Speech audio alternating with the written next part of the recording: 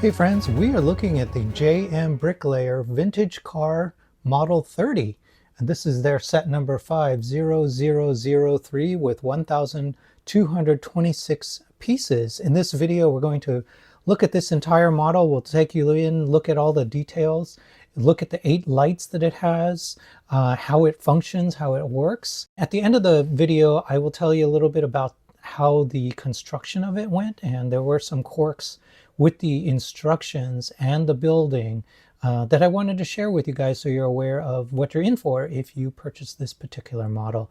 I want to thank JMBricklayer for sending this to me. I appreciate JMBricklayer branching out in their portfolio. They do a lot of art related pieces that are meant to be hung or displayed, but this one is actual vehicle. It's a little more of a simulation or a replica of a real world thing. As far as this particular model goes, it is not branded, right? So it has these sort of generic branding on here. Like up here it says 5003. This says JMB 1910. I did look up what this could be, but I wasn't able to find a smoking gun on what exactly this model is. It's something like a Ford Model A or maybe an Oldsmobile. If you know, if you're a vintage car buff and you can spot what this is, please drop a note in the comments. I would love to hear what you think this is. But as far as I could tell, it's sort of a little bit of a mashup of various vehicles from the era, either in the early 1900s all the way up to about 1930, somewhere in there. I think this JMB 1910 is probably a bit of a hint as to what their source material is. All right, so let's zoom in. Let's take a closer look. Before we do that, here's a minifigure for scale. So you can see it's a sizable model. So up at the front here, we see a closer look at the grille area. It's got a hood ornament that's kind of this generic ball, and it says 5003. It's got 2 lights up here, a total of 8 lights. So it's got driving lights as well as side lights, and then it has interior lights, which are cleverly positioned, and then brake lights. So I like that they did that. You'll see that the fenders are made from balloon pieces. So these are those balloon pieces you put a bunch of together and it forms an entire balloon. I think they were introduced with the Friends set. The wheels are a one-piece, so plastic gold, and these are rubber tires. So they're put together. I don't know if they come apart, but they came assembled like that, and they are fairly strong. This model does have some weight to it, so they do have to carry a pretty good load. There's one of the license plates right up in the front there. There's a lot of this kind of bar and pin technique used throughout, especially to hold up the this canopy area. So we'll take a peek at how that canopy works, but there's a lot of this type of construction, a lot of detailed work that needs a little bit of a fine hand. So you got to take your time and be careful. There is some steering, so you can kind of see under there, there is a sort of, I guess, a rack and pinion. You are able to move the steering wheel, which is here. It's a big old steering wheel. And when you rotate it, the tires do turn a little bit. Let's see if we can do that. Yeah, nope. I'm gonna fail there. There is a side light, side lanterns, which are nice. It probably provided quite a bit of light as you're trying to get in and out of the vehicle. I like these decorated engine covers, and everything you see here that's a decoration is actually a print. So I like that JMBricklayer does that. They also claim to use Go bricks as well, although the quality of these particular bricks I found to be over clutched, and I had some issues just pressing things down. So once you open it up, you can see in and see a little bit of engine detail in there. Both sides do open up, so you can open up this side too and get a little bit of a peek at the detail inside. There we go. So a little bit of in there. Let's close that up. Window is built up with stacks of windows, so you get 1, 2, and then another 2 under there. Going into the cabin, you can see that it uses this dark red. They call it blood red in the instructions, but it looks pretty plush. It has this back cushion and then a built-up front. That's all done in kind of a brown, maybe made to look like leather, but the interior here is that red, just to kind of give that nice luxury feel to it. It's kind of nice. The meters come up out of the ground right there, out of the chassis. So you get 2 meters. You get one pedal. There probably should be 2, I would guess, but I don't know. They use a sextant at the front here. I'm not sure why.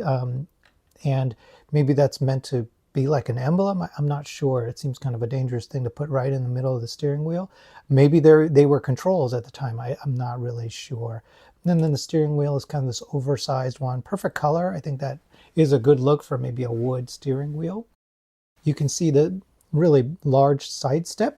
Here is the power box. So the power box is a USB-C rechargeable box, and I will put up a picture of how it looks outside of the build, and it has a couple positions on it. So it has an on position, which it's on right now. In the middle is a ambient light position, and then the third position is off. So right now it's in the on position. I can switch it all the way off, obviously. So the ambient position, what that does is, I don't know if you can see, but the tail light is on right now. And then if I cover the sensor here, then the rest of the lights sort of come on. Looking at the interior of the rear of the cabin, there's more of this sort of leather brown for the rear seat, as well as some of that rich darker red for the interior.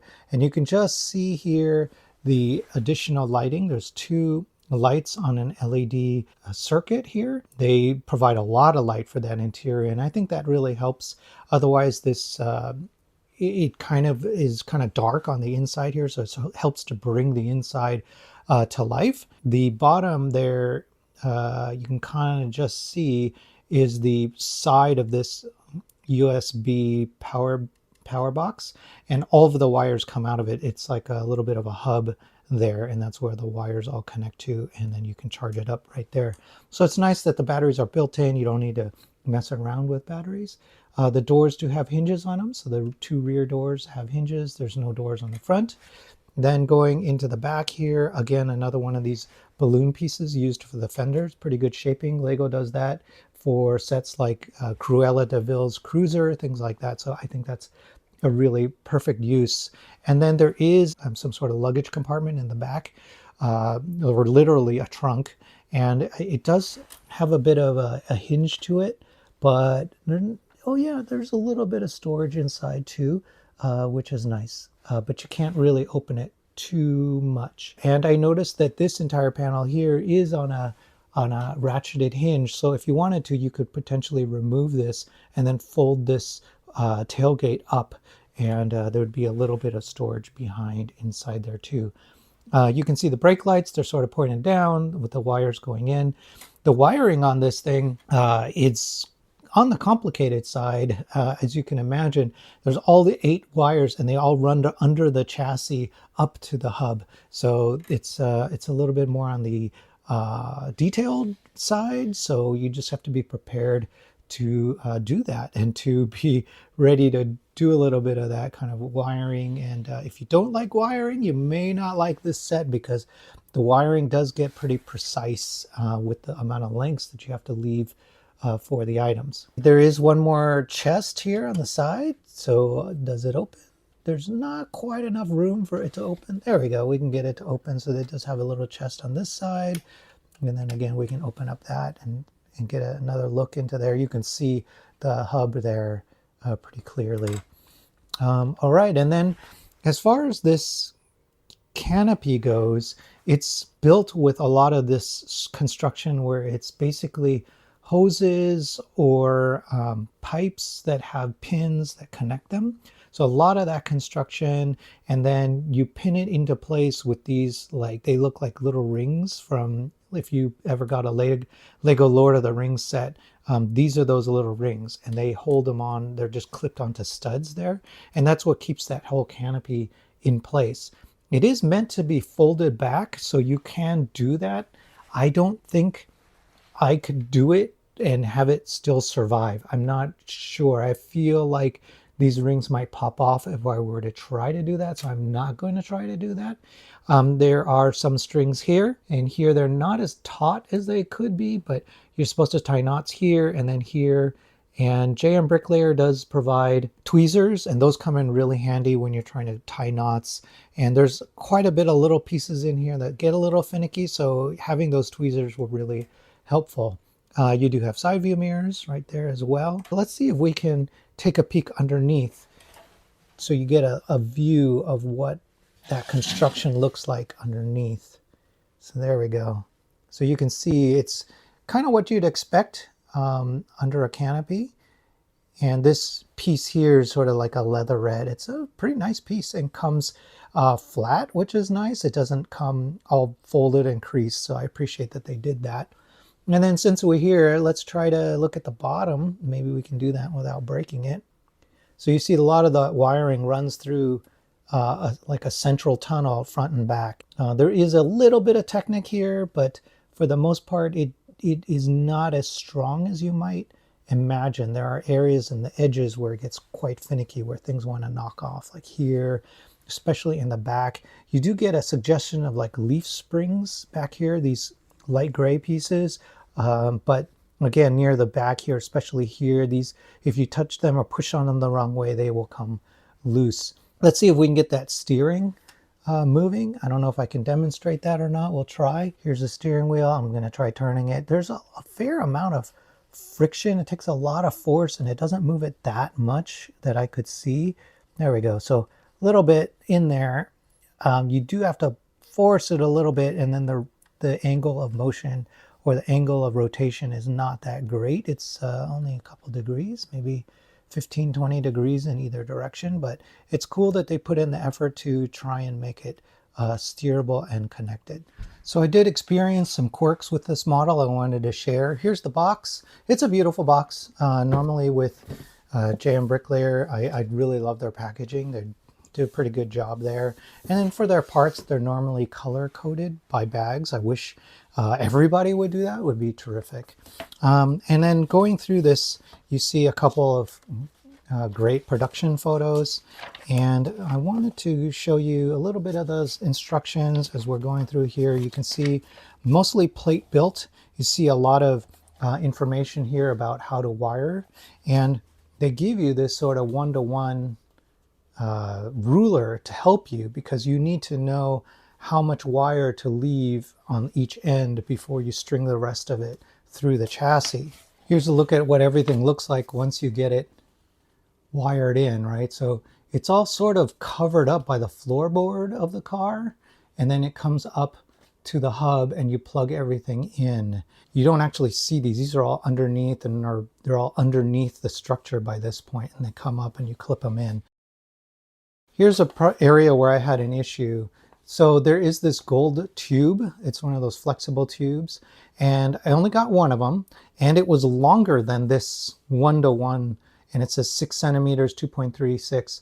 It was longer than this. So I kind of test fit it, and I said, oh yeah, it's too long. So then I held it up to here and I cut it. And here's the problem. If this is 6 centimeters or 2.3 inches, check this out. That's 6 centimeters. So it's off by over 1 centimeter. So guess what happened? I cut it too short, and now I have a piece that's way too short. And that particular piece goes right here, not this one in front, but there's one behind that holds this license plate. And it is barely held in place now. And that was a huge bummer, to trust that that one-to-one was actually the one-to-one. It's not. This is way too short. So that was a bummer. I was not happy to see that. Another quirk I encountered was behind the rear seat. So behind the rear seat, it's actually hovered over this area. It's actually an open compartment underneath it. But what that means is that this is always collapsing. And if you go to press this down, it collapses down into this compartment. The back seats always compress down. And they're hollow too. These seats, rather than building them up so that they have a solid floor to them, they're actually hollow underneath them. So there's empty space that runs right beneath. That means you can't really quite press these down without the bricks separating.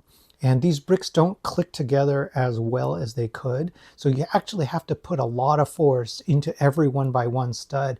And when you do that, you always risk dislodging or breaking something else. Like this piece right here always came off whenever I was pressing on these. So eventually I had to add some bricks under this so that as I'm reconnecting things, they would get put in place properly and not collapse the structure. So there was a lot of this collapsing of structure that I was experiencing. Here's another look at a lot of that kind of pipe and pin construction to get to where you need to go. Comes with that string, and again, there was another mistake with the instructions. It's telling you that you need 15 centimeters between here and here, between the knot and the free length, but that's not correct.